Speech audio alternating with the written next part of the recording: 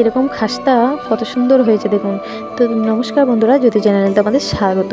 তো এরকম আমি খাস্তা মুচমুচে নিমকি বানাবো, তো প্রথম থেকে শেষ অবধি দেখতে থাকুন। ভালো লাগলে অবশ্যই একটা লাইক শেয়ার কমেন্ট করে জানাবেন যে কেমন হয়েছে।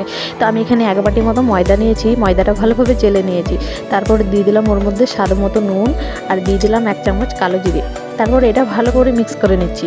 আর এখানে আমি 1 বাটি ময়দা নিয়েছিলাম, তো 1 বাটি হাফ আমি সাদা তেল ব্যবহার করছি, যেন মুচমুচে হয়। যতটা আপনারা তেল ভালোভাবে দেবেন ময়াম, ততটা ক্রিস্পি হবে।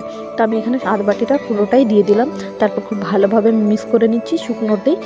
তারপর মিক্স করা হয়ে যাবে, তখন আমি এটা একটু একটু করে জল দিয়ে মাখবো। তো তেলটা দিয়ে খুব সুন্দর দেখুন মাখা হয়ে গেছে। তারপর আমি অল্প অল্প করে জল দিয়ে আমি মেখে নেব এটাকে। খুব শক্ত করব না এবং খুব নরমও করব না, জাস্ট মিডিয়াম করব। তো খুব ভালোভাবে আমি এটাকে মেখে নিচ্ছি। তো মেখে নেওয়া হয়ে গেছে। এবার আমি এটা একটু ওপরে তেল বুলিয়ে এটা জাস্ট আধ ঘন্টার জন্য রেখে দেবো রেস্টে। তো চলুন ওইদিকে কড়াই দিয়ে দিই তেল গরম করতে। তো এখানে আমি এটা ঢাকা চাপা দিয়ে দিচ্ছি আর দিয়ে দিলাম কড়াইয়ে তেল। এটা গরম হোক, তাকে এই দেখুন আধ ঘন্টা হয়ে গেছে। আধ ঘন্টা পর দেখুন আটাটা কতটা সফট হয়ে গেছে। তারপরে আমি এটাকে কেটে নেব। তো জাস্ট আমি ছুরির মধ্যে আমি এটা 2 ভাগ করে নিচ্ছি, 1 ভাগটা রেখে দিচ্ছি আর 1 ভাগটা আমি কি করব, এটা আমি ছোট ছোট নিমকি করব, কাটা নিমকি। তো আমি সেরকমভাবে এটা বড় করে লেচি কেটে নিয়েছি। এবার আমি এটা বেলে নেব।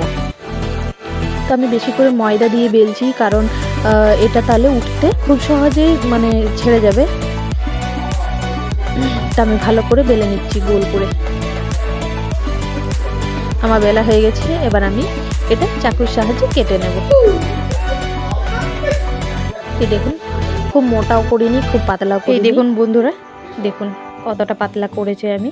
তো এবার আমি এটা চাকুর সাহায্যে আমি কেটে নেব। আস্তে আস্তে কাটবো, যেন জড়ো না হয়ে যায়।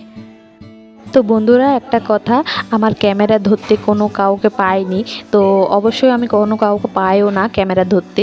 তো ভিডিওগুলো আমার একটু অন্যরকম হয়ে যায়। তো বন্ধুরা কোনো কিছু মনে করবেন না কোনো রকম, কিন্তু আমি রেসিপিটা নিশ্চয়ই আমি নিজের মতো করে দেখাতে থাকছি। ভালো লাগলে অবশ্যই একটা লাইক শেয়ার এবং কমেন্ট করে জানাবেন যে কেমন হয়েছে। তো আমার এটা হয়ে গেছে, আমি এবার এটা তুলে নেব। কত সহজে উঠে গেলে দেখুন। তো আমি এদিকে আরেকটা লেচি রেখেছিলাম, তো এই দেখুন আমি এটা ছোট ছোট করে পিস করে নিচ্ছি। ছোট ছোট পিসটা আমি এবার এটা ছোট লুচির মতো করে বেলে নেব। তারপর পরোটার মতো ফোল্ড করে দেবো। তো দেখুন কত সুন্দর 3 কোণা হয়ে গেছে এটার আকার। তো আমি একটু পাতলা করে বেলে নিলাম, তারপর ওটা সাইডে রেখে নিলাম। তারপর এরকমভাবে আমি এটার 2-4 পিস করে নেব আমি। তো এটা হয়ে গেছে। আবার নেক্সট পজিশন, এটা আকৃতিটা দেখুন জাস্ট একটু ইউনিক টাইপের। আমি এরকমভাবে করে নিয়েছি, যেমন অর্ধেক লুচি সেরকম আকার হয়ে গেছে। তো আমার সবগুলো করা হয়ে গেছে। এবার আমি ভেজে নিচ্ছি এক এক করে।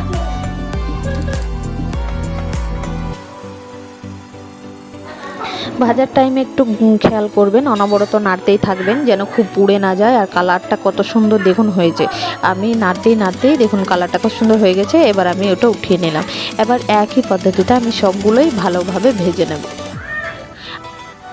গ্যাসের ফ্লেমটা বন্ধুরা মিডিয়াম টু লো রাখবেন, খুব হাই করবেন না, নইলে কালারটা একদম ডিপ হয়ে যাবে আর ভালো লাগবে না খেতে, একটু তিতকুটে লাগবে। তো মিডিয়াম টু লো ফ্লেম করে ভালোভাবে একটু লালচে কালার করে একটু ভেজে নেবেন। তো এটাও হয়ে গেল আমার কমপ্লিট। তারপর আমি আর একটা ভেজে নেব। তো আমার 2-3 রকমকার ভাজা হয়ে গেল। তো দেখুন কত সুন্দরভাবে ফুলে উঠছে দেওয়ার পর। আর আপনাদেরকে এটা করে নেওয়ার পর আপনাদেরকে দেখা যায় কতটা ক্রিস্পি হয়েছে। তো বন্ধুরা ভালো লাগলে অবশ্যই একবার ট্রাই করে দেখো তোমরা। তো আজকের মতো ভিডিওটা এখানেই বন্ধ করব। তো দেখিয়ে দিই আপনাদেরকে, দেখুন কতটা ক্রিস্পি হয়েছে। তো বন্ধুরা আজকের মতো ভিডিওটা এখানেই বন্ধ করছি। সবাই ভালো থেকো, সুস্থ থেকো এবং আমার নতুন নতুন ভিডিও দেখতে থেকো। টাটা।